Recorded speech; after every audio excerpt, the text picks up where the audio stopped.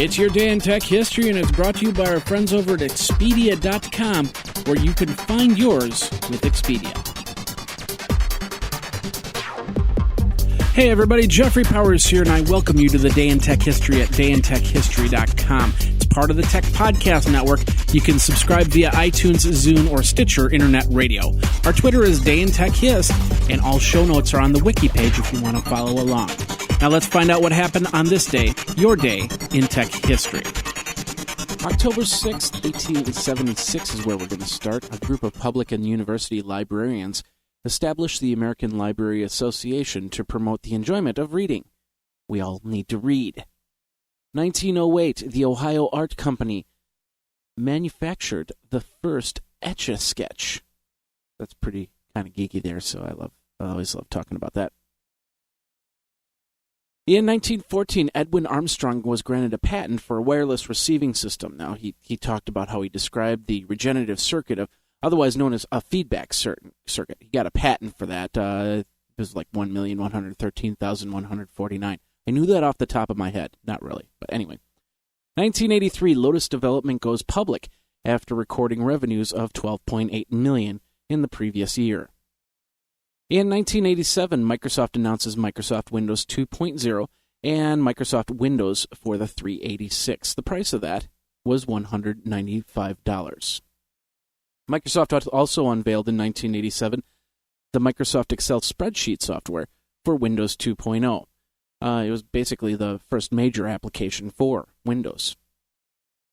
In 1996, Intel releases the 200 MHz version of the Pentium processor. In 1997, Michael Dell suggests that Apple should be shut down. Now, Jill Amelio had been ousted as Apple's CEO and they were searching for their next one. Steve Jobs was asked to fill the position, and he felt that Jobs was an inappropriate choice. And Dell, among them, was one of those people that thought it was an inappropriate choice. He was asked at an industry conference what he thought Apple should do. Dell replied, "What would I do? I'd shut it down and give the money back to the shareholders." Interesting thing how times change and things change, and where we would be if we didn't have Apple. Just think about that. 1998 at the Sega New Challenge Conference, Sega debuts the Dreamcast video game system. Also in 1998, Creative Labs lowers their prices of the 12-megabyte 3D blaster Voodoo 2 to $199 plus a $50 mail-in rebate. The 8-megabyte version was also reduced to $109.99 minus a $30 rebate.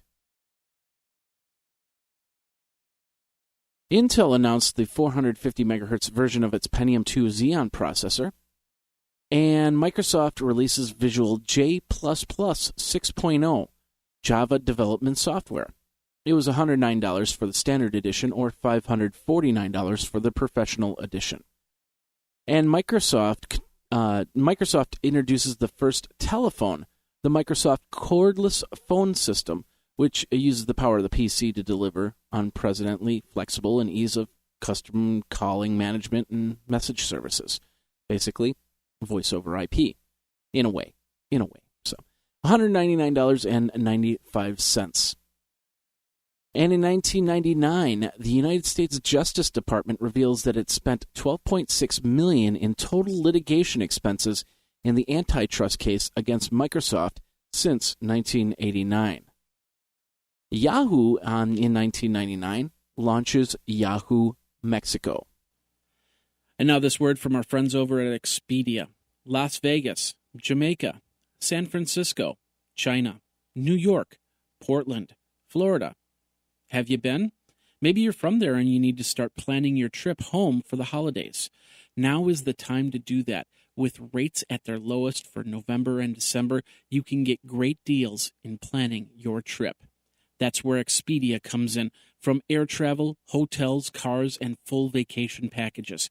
Because who doesn't want to be in a warm city during the coldest of winters? You can also earn Expedia points so you can use them on more trips all around the world. Get $25 off your first hotel booking at Expedia. Go over to geekazine.com/Expedia for more details. Over at Expedia, find yours. Now let's get back into your day in tech history. In 2003, Charter Communications becomes the first cable internet provider, challenging the RIAA and the use of Provision 512H of the Online Copyright Infringement Liability Limitation Act, or otherwise known as OCILA. And basically, it deals with the identifying of infringers for when it files to motion a squash, or the subpoenas filed by the RIAA to identify 150 of Charter's customers. Charter Communications would initially lose that motion and turn over the identities to the requested customers. I got my email a day later. No, I'm just kidding. I didn't. But anyway, that was a bad blow for internet service providers to get that information. In 2005, the High Court of Australia rules that it is legal to install modification chips on PlayStation 2s that allow the console to play imported games and copied games. And in 2008, a new portable device is designed to help pediatricians and family practitioners detect children's vision problems early. It's a quick, non-invasive eye system. The PediaVision assessment solution shines an infrared light about 3 feet away from the subject. Depending on the refractive ability, the light could show if the eyes, depending on the refraction, the eyes would show a different color. Also in 2008, eBay purchases Bill Me Later for $390 million. The auction site then lays off 1,000 of their employees. A laptop with strategic campaign information turns up missing after a break-in at a GOP regional office in Missouri.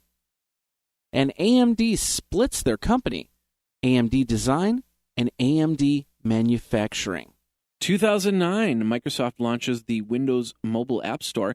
This would be bundled into the Mobile 6.5 operating system. Applications like Shazam, which is music tag detection software, becomes available. And in 2010, Google launches Google TV and the Logitech Review, which would be available for pre-order for release at the end of the month. This is Google's over-the-top television solution, and the review price is $300. And that's your day in tech history. My name is Jeffrey Powers, www.dayintechhistory.com. All the show notes are over at wikizine.com, Geekazine's wiki. And of course, you can like the Facebook page and follow Twitter at DayInTechHist. Until tomorrow, take care. Day in Tech History is copyright 2014 JMP Enterprise and Geekazine.com.